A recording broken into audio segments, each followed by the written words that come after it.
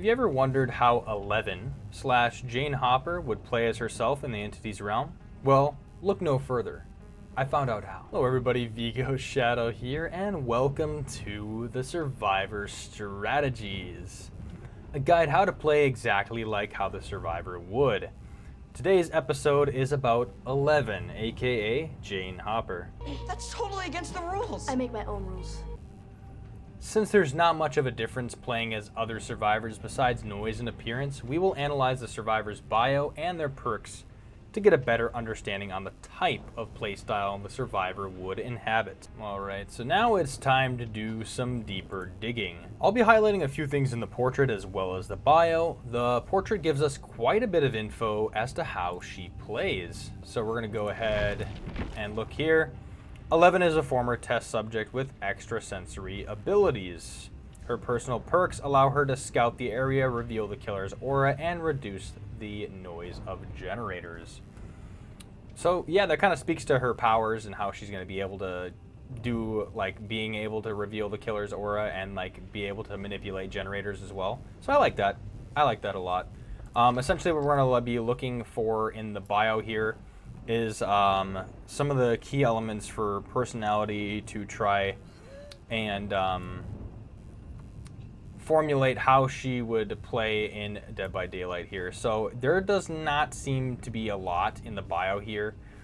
It's just mainly just a little bit of an explanation as to who 11 is and her abilities. So we're going to mainly be referencing what she does in the show. So what we know from her in the show is that she's confident, assertive, and she's a loyal protector. So obviously we've had moments in the show where she's driven by a need to protect like Mike and like other people from various foes in the Upside Down, and she uses her powers to do so. So she is loyal towards her friends, and she will do anything, regardless of the personal risk to herself, to protect them. So, but that is everything we know, like, in general, like just a basic understanding of 11's like personality and extra info. Next, we will go over the survivor's base perks to see if there's any more clues to how 11 would play. These are her perks after all. So first up, we have the extrasensory perception. By slowing down and focusing, you can sense both ally and enemy. Crouch for 4 seconds to see the auras of survivors, killers, and a variety of objects. These are revealed in an expanding 44-meter radius. You gain elusive and oblivious. When you stop crouching or after 11 seconds, all effects of this perk end and it enters a 40-second cooldown. What is friend? 11. That's actually a really good ability that she has to be able to like see auras, because she's able to do that in the show where she puts on the blindfold. Tiny brain of yours as we speak. There's a base in the Upside Down. And she could see people from distances away. So I really like the fact how they incorporated her power into this perk. But moving on. Next perk we have is We See You. You've honed your powers and can turn the table on those who try to find you. Gain 1 token when the killer reveals your aura. When you have 4 tokens, they are all consumed, and the killer's aura is revealed to you and all other survivors for 15 seconds. This perk has a 10-second cooldown. It is not me, it is you. You are the monster. 11. So, yeah, essentially, this perk is just like giving information to others, and she's kind of like letting the other survivors know where the killer is at, which is really nice.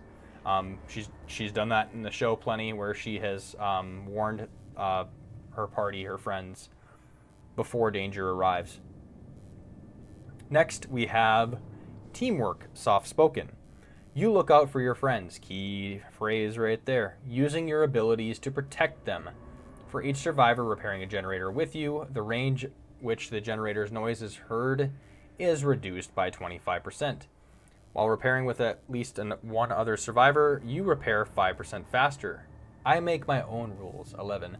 Now this one's kind of a weird teamwork perk because it's more gen focused, and I would and it's all about like using your abilities to protect them.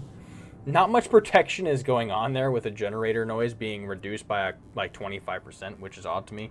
But either way, these are 11's perks, so we will be incorporating that into her playstyle. Assumed, and the killer's aura is revealed to you and all other survivors for 15 seconds. This perk has a 10-second cooldown. It is not me, it is you. You are the monster. 11. So, yeah, essentially, this perk is just like giving information to others, and she's kind of like letting the other survivors know where the killer is at, which is really nice. She's done that in the show plenty, where she has warned her party, her friends, before danger arrives. Next, we have teamwork, soft-spoken. You look out for your friends. Key phrase right there. Using your abilities to protect them. For each survivor repairing a generator with you, the range which the generator's noise is heard is reduced by 25%. While repairing with at least one other survivor, you repair 5% faster. I make my own rules. 11. Now, this one's kind of a weird teamwork perk because it's more gen focused, and and it's all about like using your abilities to protect them. Not much protection is going on there with the generator noise being reduced by like 25%, which is odd to me. But either way, these are 11's perks, so we will be incorporating that into her playstyle. After reading around, we can now establish the playstyle that 11 would gravitate towards the most. I pulled up an image that references various other playstyles, and after what we know, I decided that 11 fits into the protector category the most. This is because of just like what we see. We already see it in the perks, we see it in the flavor text, we see it in the show. She is using her abilities to protect her friends. It is more obvious. I don't think I need to really go into that as much, but that is literally the main role she's going to be having. Like, she's even scared sometimes to face up to them, but she'll do what she has to protect them. So it's more of like in defense rather than provoking. So it's definitely a protector role. 11 is pretty unique. So yeah, now that we know the type of playstyle the survivor favors, we can now establish what the survivor's priorities are. In Dead by Daylight, there are 4 categories, and within these categories, we can understand what the survivors deems as a priority based on what we know. Now, 11's main priority would be a couple things, right? So we have the survival category would be the #1 priority, but not for her. It is only going to be solely for her friends. So it blends a little bit. It can get a little confusing when it comes to the priority, but it's basically survival for other survivors besides herself. So which includes some altruism, because she's going to want to heal them. She's going to want to make sure they're taken care of. And then the other main priority is going to be the boldness of it. So the boldness / the evader category, not so much the evader aspect of it, but mainly for the fact that we're going to be so killer focused that it's not going to matter. We are squaring up to the killer. We are making sure that our other survivors get out. So we're going to be taking the majority of the heat there. So yeah, we're going to be like, we're going to be evading the killer and distracting them so that others don't have to do that. We're going to be taking all the smoke for sure. All right, so before we play, we got to understand a few things just to kind of sum up everything. So first, we're going to play like the survivor would. Going over the play style again, it can get very unique, but mainly our main emphasis for the play style for 11 is to be a protector. That's how we're going to play. We're going to be protecting other survivors so that they can get out. And then we're going to be a team player on top of that, because we have a couple perks here that allow us to work with the team. Information, that's like her main piece of her kit, is the information we get. Well, we're not going to be playing in a survive with friends or anything, but you could definitely use that for these perks. And then we have a teamwork perk that's going to reduce the noise of the generators. So we're going to at least get that as well. So we're going to try to work with others, but mainly protect others as well. And then secondly, we're going to try to get all of these perks to activate. So extrasensory perception, teamwork soft spoken, and we see. We're going to try to get all of them to activate within the trial. There is one more thing, and that is the priority 2. So her priority is making sure all the other survivors get out, even if it's to our own detriment, because she has sacrificed herself like that as well. It'll be interesting. See you in the match. All right, we are playing as 11 at Batum Preschool 1 Springwood. So let's go ahead and we already get our aura red, so we already know that they have Lethal Pursuer. It is just best for us to go and maybe take the smoke if we can. Let's see what we can get with extrasensory perception, because if we see the killer, we might be able to know where the killer is going. Believe it's a stealth killer too. We don't see its aura. Okay, where is he? Oh, okay, it's alien. Okay, I did not expect that. Okay, we're gonna have to really watch out. I haven't faced an alien in a long time.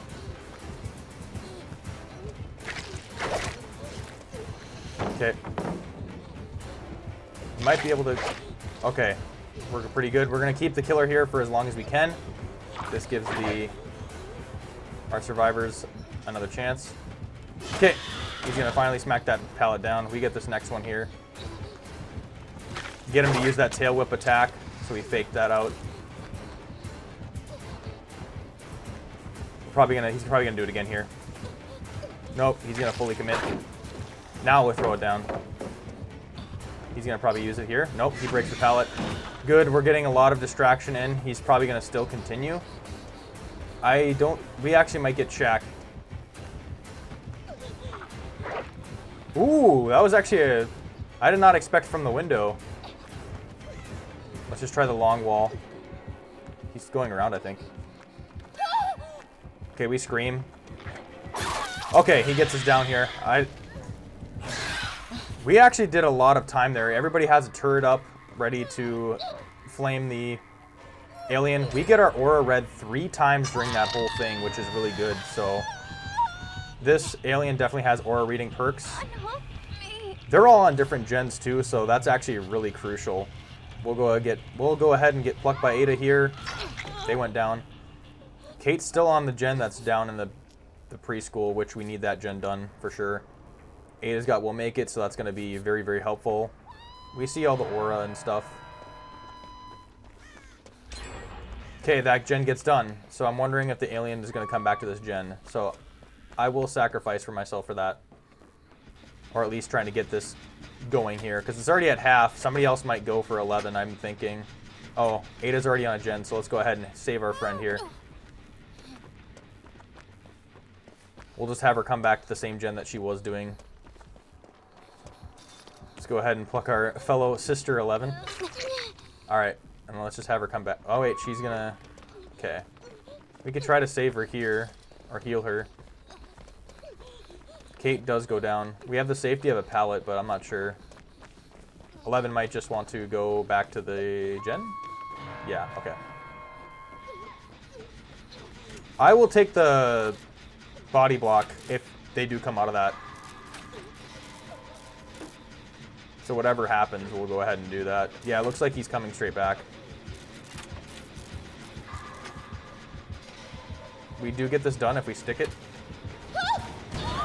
Okay, he somehow manages to reach past. Nice. We were able to fake out the tail whip. Yeah, we see him for sure.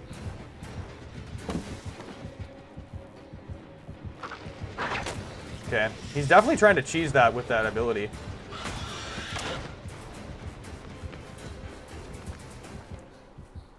Unfortunately, I don't have anything to save the survivor with.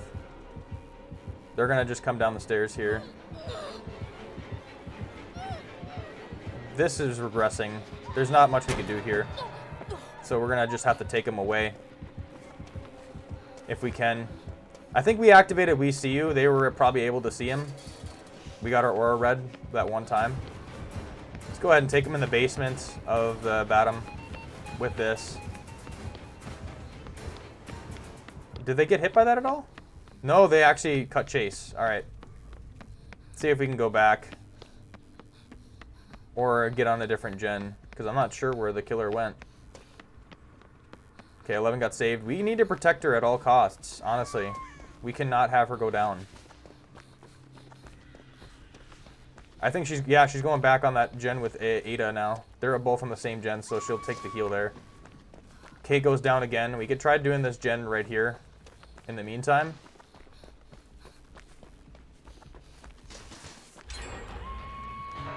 Okay, let's see what else we got here. We're going to read his aura with, there we go, extrasensory perception here. They go back into that stealth form.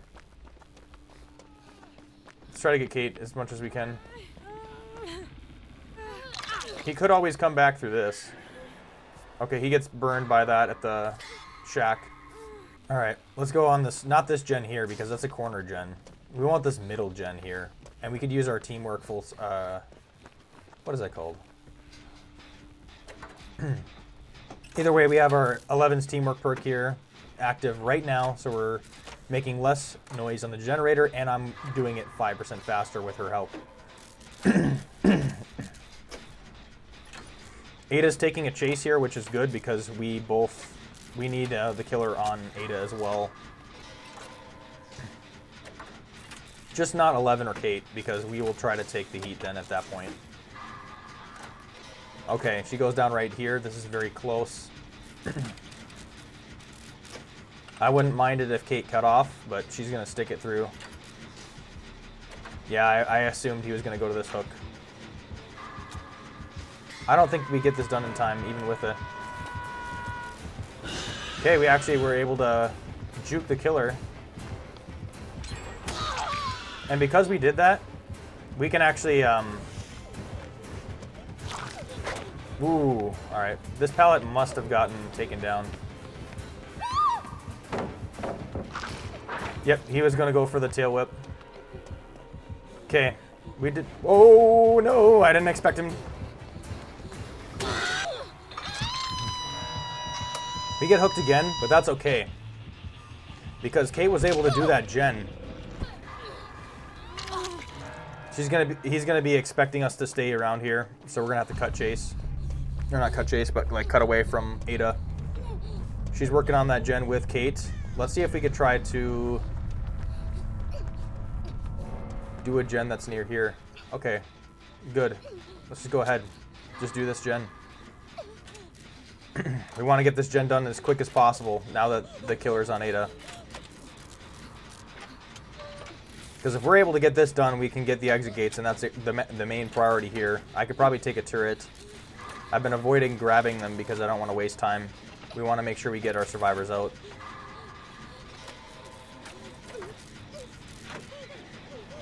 Okay.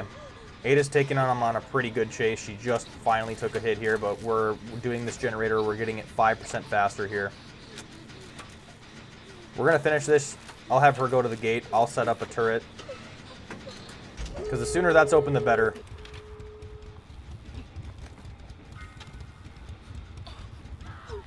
Okay, let's deploy it right here. Because that's the way he can teleport to.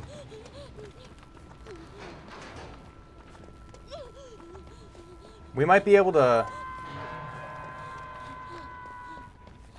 If we maybe hide our scratch marks. Let's try extrasensory perception here and see what we get. We're going to read a 42-meter radius. Okay, that killer might be just guarding around, so let's see if we could try to get Kate's heal before we go in. Because if at least if we can get Ada off the hook and heal, then that would be great. Here. Alright, let's have Kate heal us. And even if we go down in the process and get, as long as Ada gets out, that's exactly what we want to do. We want to save our friends. Yeah, he's right on the hook here. Okay, we get her off. Okay, that extra hit, she has borrowed, so she can get there. She might have enough. If she gets there, I hope she does. I hope she has enough. It might run out. Nope, she gets out. I think she gets out. Nice. We do get moried by the alien, but that's okay. In traditional 11 fashion, we take the heat of the killer, and we sacrifice ourselves. Alright, so let's go over it here. We played as 11. We actually had a lot of information with extrasensory perception. We were able to tell that the killer was like kind of hanging around the hook, and we used it another time here too. Very useful for like getting the auras of survivors and killers and everything, especially when you want to seek out a certain thing. So really good move there. We were able to put some use out of that. We had some teamwork soft-spoken. We had heavy utilization of that at the end where we got the last 2 generators done, and we did it 5% faster, which is great. We got We See You value, which is very rare to actually get that. It relies on the killer having aura reading abilities, so we were able to activate that once. We almost activated that twice because of how many, but you got to get a lot of tokens.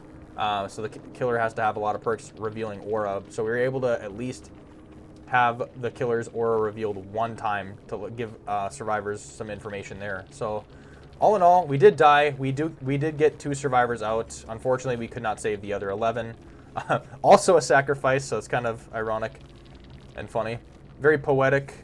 Either way, that is it. That is how you play 11 in the Entities realm. Thanks for watching. Vigo, signing off.